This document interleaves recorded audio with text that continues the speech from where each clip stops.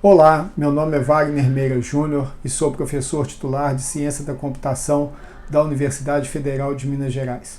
Sou também um dos coautores do livro Data Mining and Machine Learning, Fundamental Concepts and Algorithms. Hoje vamos aqui continuar falando sobre os atributos categóricos e, em particular, sobre como analisá-los e verificar as suas propriedades. Um aspecto que é bastante interessante é a chamada análise de contingência.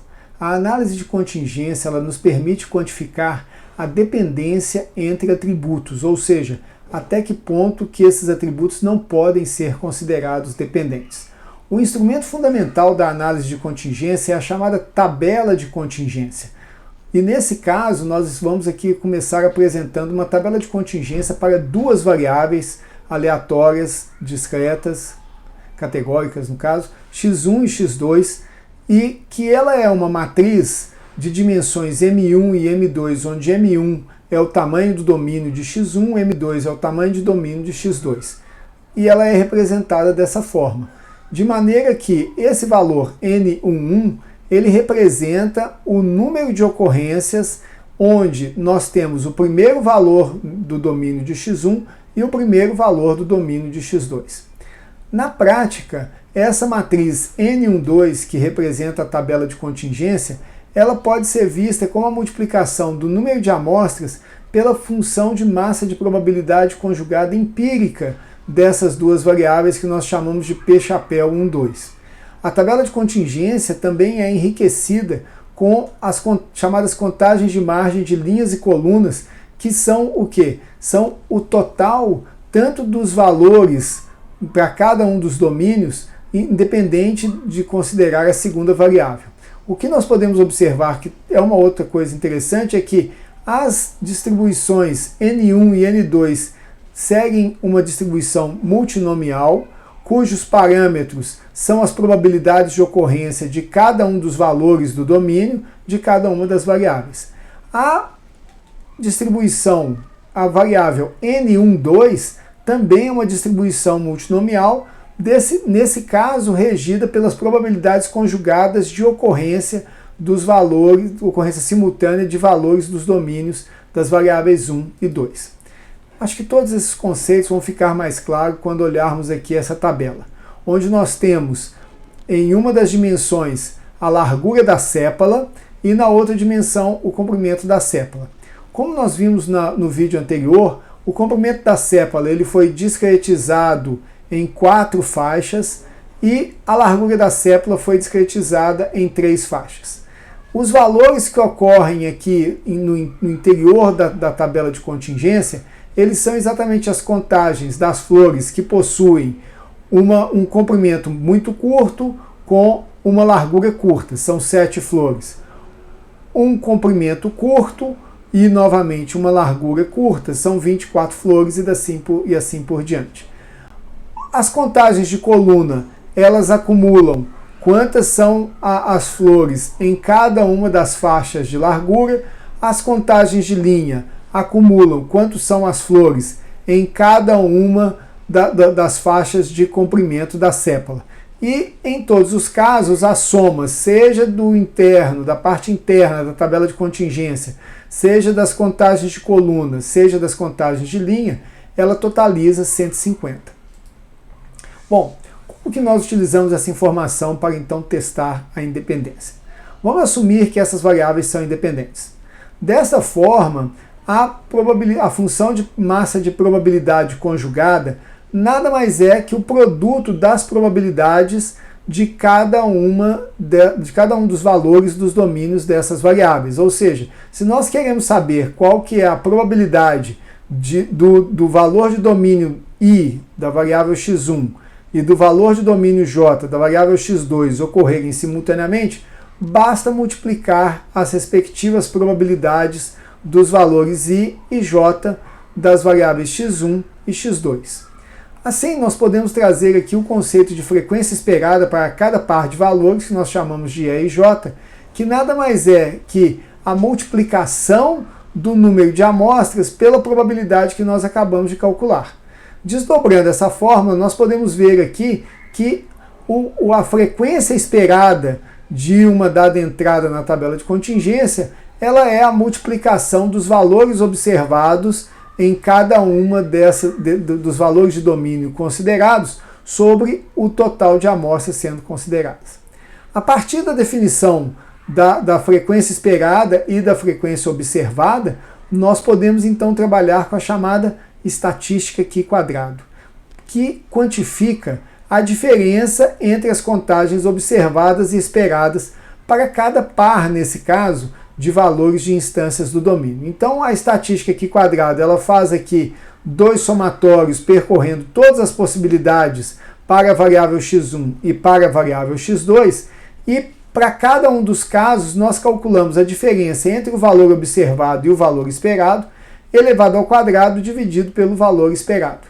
Ou seja, quanto maior for essa diferença, maior será a estatística Q², e como resultado, quanto maior for a estatística Q², maior é a discrepância entre os valores esperados e os valores observados para essas variáveis aleatórias.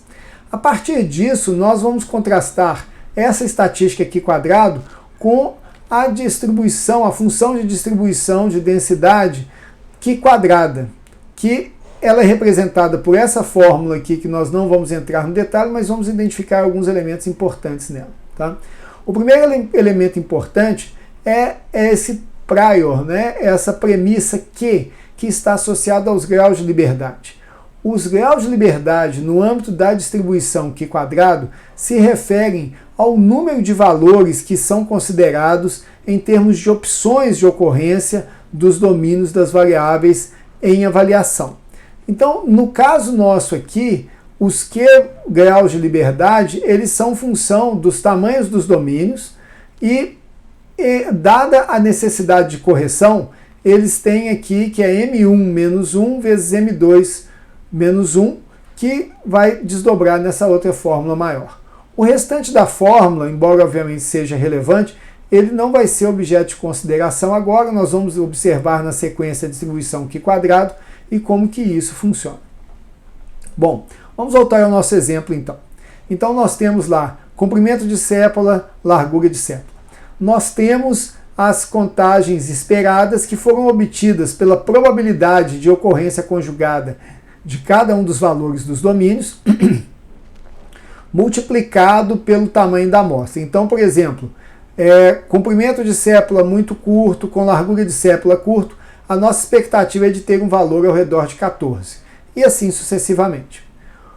A segunda matriz que nós temos aqui, que é exatamente a tabela de contingência, são os valores esperados. Ou seja, quanto que, olhando a nossa base de dados amostral, quanto que nós verificamos aqui a ocorrência desses valores. Como nós vimos na fórmula apresentada no último slide, nós vamos calcular para cada par de possibilidades aqui a diferença entre o valor observado e o valor esperado, elevado ao quadrado e dividido pelo valor esperado.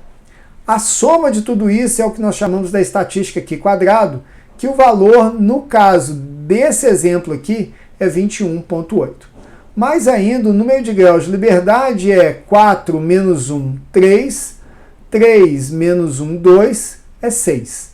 Então, a distribuição Q², ela, a partir desse número de graus de liberdade, ela vai plotar aqui a probabilidade de que a gente possa obter independência, nesse caso, entre os valores, dependendo do qual que é o valor da distribuição da estatística Q² aqui.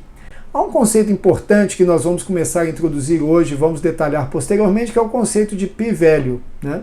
Então, p-value de uma estatística θ, nesse caso é a estatística Q², é definido como a probabilidade de obter um valor pelo menos tão extremo quanto o valor observado.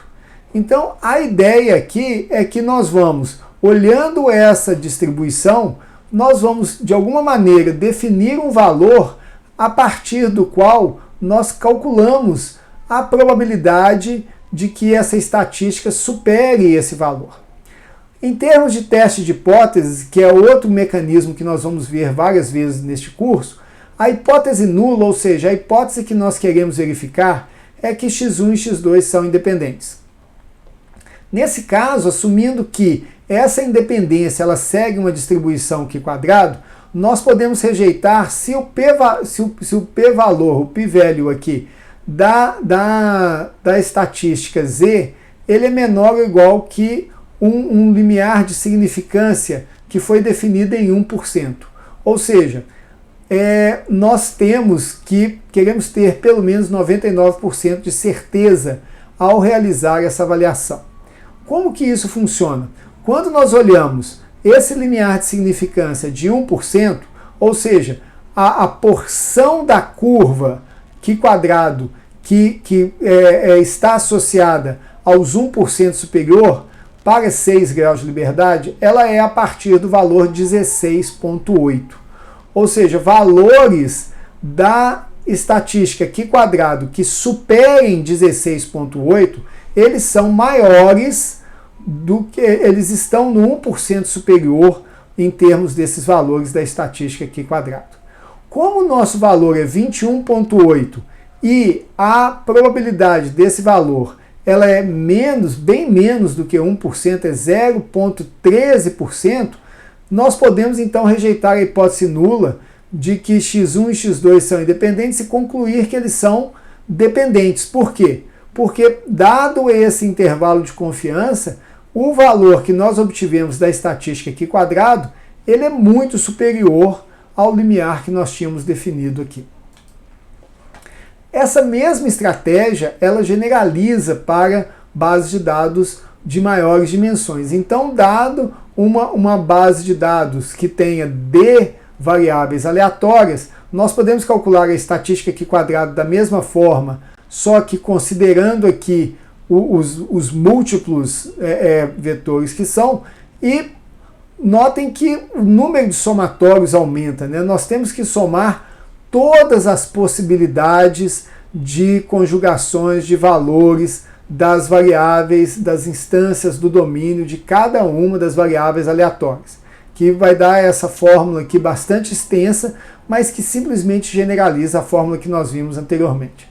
Diante da hipótese nula que os atributos são independentes, nós temos também a capacidade de fazer o mesmo cálculo aqui da expectativa de um dado valor, que nada mais é que as contagens de todos os valores aqui que ocorrem nas várias dimensões, e nós também temos como calcular aqui o número de graus de liberdade para a distribuição Q² da mesma forma. Vamos então olhar o que acontece. Considerando então 3 dimensões, onde nós temos a primeira dimensão é o comprimento da sépala, a segunda dimensão é a largura da sépala, a terceira dimensão é o tipo da íris, e nós temos aqui a tabela de contingência e as margens para cada um dos casos que estão sendo considerados x1, x2 e x3. Da mesma maneira, a gente realiza essa análise. Ou seja, aqui nós temos exatamente as frequências esperadas, né, para um caso particular aqui, e o valor da estatística Q² ele é 231,6, ou seja, quando eu faço todos aqueles somatórios. E o número de graus de liberdade é 28, porque eu tenho 4 na sépala, 4 na pétala e 3 na classe de flor que está sendo considerada. Nesse caso, para a distribuição Q², para um nível de significância 0,01, ou seja, nós queremos ter 99% de confiança que essa rejeição ela é válida ou que essa aceitação ela é possível, o valor crítico da distribuição Q² é 48,28. Notem que à medida que nós vamos aumentando o número de graus de liberdade, nós também vamos aumentando o valor crítico aqui da distribuição Q². Como o nosso valor é 231,6, é muito maior do que o 48,28, novamente nós podemos aqui rejeitar a hipótese nula e afirmar que esses 3 atributos não são independentes no espaço tridimensional, havendo alguma dependência entre eles. Bom, com isso nós concluímos aqui a discussão sobre análise de contingência e vamos continuar no próximo slide falando sobre ângulos e outras medidas de análise.